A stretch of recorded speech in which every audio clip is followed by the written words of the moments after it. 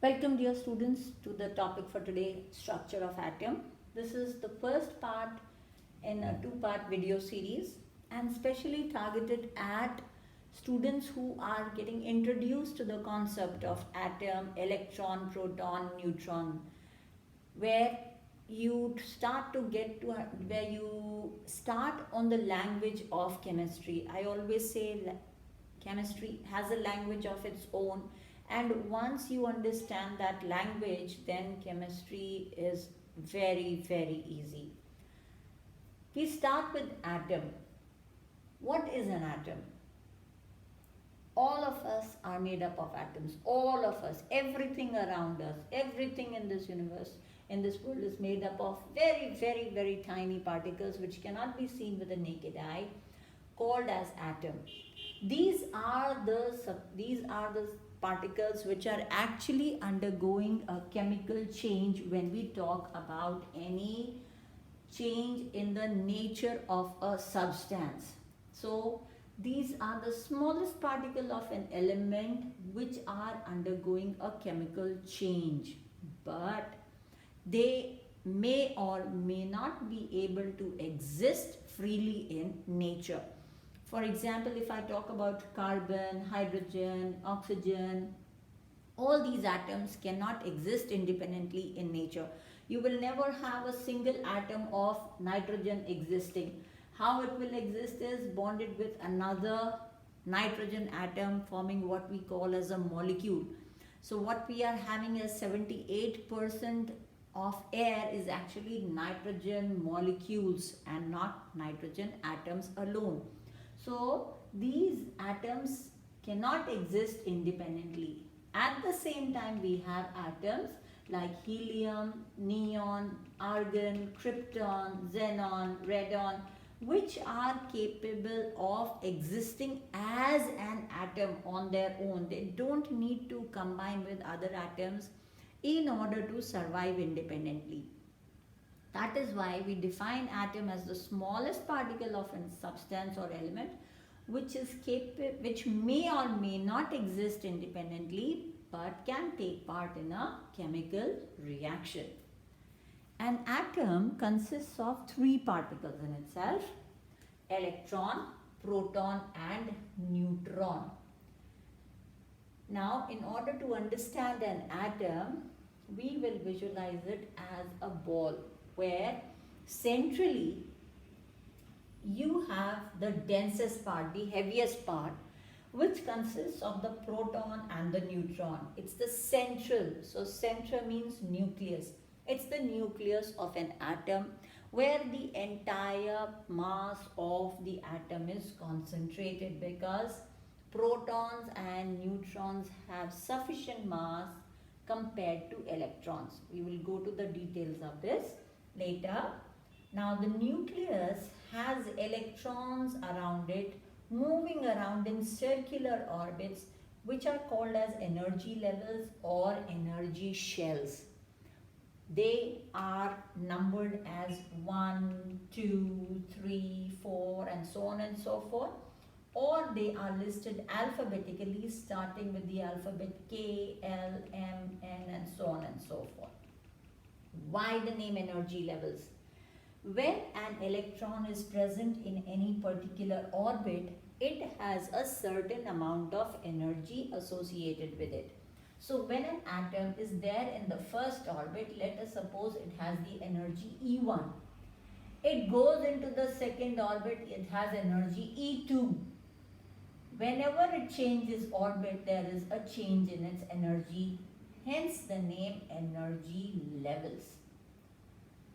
An electron is negatively charged. It carries a negative charge which is balanced by the positive charge on the protons. That is what makes an atom electrically neutral. The number of electrons being equal to the number of protons in any neutral atom. That is why an atom is electrically neutral. Neutrons, on the other hand, carry no charge. Then why are they there? Because if you notice the next point, electrons, The mass of an electron is very, very small. Technically saying it's 1/183/7th part of the mass of a hydrogen atom. So it's just a minuscule fraction of the mass of a hydrogen atom. Now this mass of hydrogen atom is not even the mass of your single hair. Now just try and imagine that, because your hair itself is made up of so many of atoms. Protons, on the other hand, weigh equal to mass of one hydrogen atom, same way as neutrons. Now when we talk about atomic level, that means we are talking about very, very small particles. In such a case, even the mass of a hydrogen atom has a lot of weightage. It holds a lot of importance for us. Now the mass of an electron is but a small fraction of this mass of hydrogen atom. So you can say like 0.00016 grams, something like that. So it's just to give you an idea. I'm not giving you an exact value. It's just to give you an idea that this becomes minuscule when you talk about proton and neutron. But if you consider the mass of a proton and neutron with respect to your own weight, oh, nothing. It doesn't hold any value at all. But at their level, in their small world, proton and neutron have a significant mass, which we say is equal to the mass of a hydrogen atom. Since mass of proton and mass of neutron is substantial compared to the mass of electron, when we talk about the mass of a proton, when we talk about the mass of an atom, we usually take the mass of a proton and neutron into consideration, and we ignore the mass of the electron. Electrons, as we discussed earlier, present outside the nucleus. Proton and neutron are in the nucleus. We have certain terms to define the electron, proton, neutron. We've said earlier the number of electrons is equal to the number of proton in any neutral atom. This is depicted by atomic number written as Z or Z, howsoever you may want to call it. Mass number is written with a capital A. Now as we discussed, proton and neutron have substantial mass compared to mass of an electron. So mass number is number of protons plus the number of neutrons. So A is P plus N, Z is only P. So A minus Z gives me the number of neutrons. That is P plus N minus P will only give you N. So if you subtract the atomic number from the mass number, you get the number of neutrons. Atomic number is always written at the foot of the element symbol. Mass number is always written on the head. Just try and imagine this is smaller number, bigger number. This is called subscript. Sub means down, which is written below the script. Superscript, super means above. So something which is written above at the head of the element. Here I've done a small example for you. 17Cl35. 17 is atomic number. Cl is the atom or the element we are talking about. 35 is the mass number. So what we have over here is, this is my Z, that is atomic number. This is my A, that is mass number.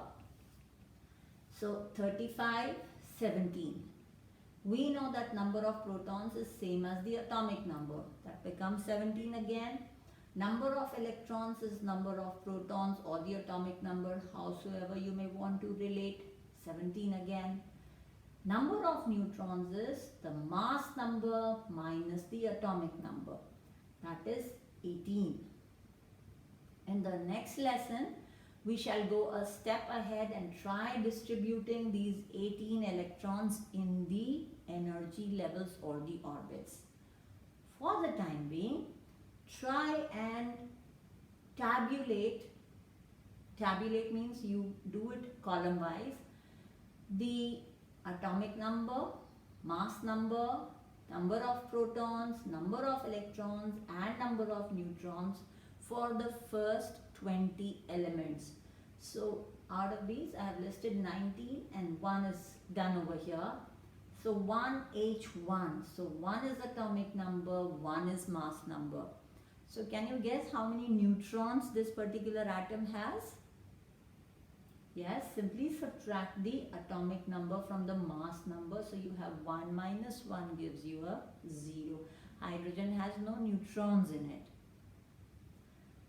Helium 2He4, 3Li6, lithium, beryllium 4Be8, boron 5B10, 6C12, carbon, 7N14, nitrogen, 8O16, oxygen, 9F19, fluorine, 10 neon 20, 11 sodium 23 comes from the word natrium, 12 magnesium 24, 13 aluminium 27, 14 silicon 31, 15 phosphorus 31, 16 sulfur 32, 18 Ar 40, 19 K 39, 20 calcium 40. K is potassium. Here I've taken slight variations of the isotopes. What is this term? That also we shall be dealing in part 2 of this video. I would advise you to practice these atomic number, mass number sincerely, and then go on to the next video. When you would have gone through this video, you will think that you have understood. But unless and until we practice something ourselves, it does not remain embedded for a long time.